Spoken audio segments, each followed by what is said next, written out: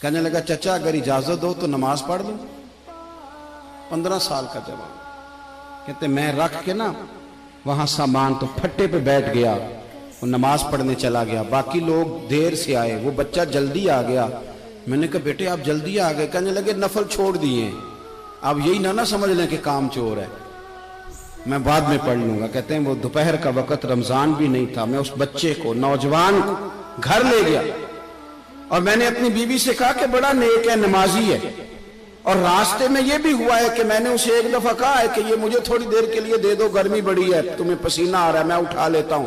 کہنے لگا نہیں چچا میں رزق حلال کھاتا ہوں, اگر آپ اٹھائیں گے تو میں 3 دینار مزدوری پوری نہیں لوں گا, پھر پیسے کم کروں گا. میں نے طے کیا ہے کہ اٹھاؤں گا. تو کہتے ہیں میں نے اپنی بیوی کو بتایا تو بڑی متاثر ہوئی. کہنے لگی دوپہر کا کھانا پک گیا, اسے کو روٹی کھا لیں.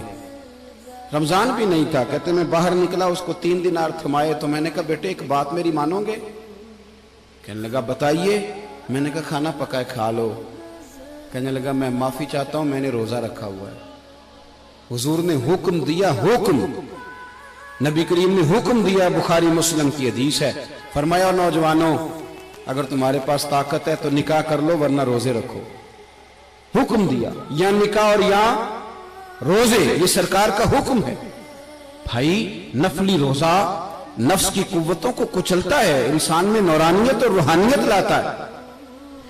کہتے وہ کہنے لگا میں نے روزہ رکھا ہے. میں اور متاثر ہو گیا. میں نے کہا اب کیا کرو گے, کہیں اور جانا ہے؟ کہنے لگا نہیں, میں جس دن 3 دینار کما لیتا ہوں پھر میں مزید لالچ نہیں کرتا, باقی وقت یا قرآن مجید پڑھتا رہتا ہوں یا نبی پاک پہ درود شریف پڑھتا رہتا ہوں.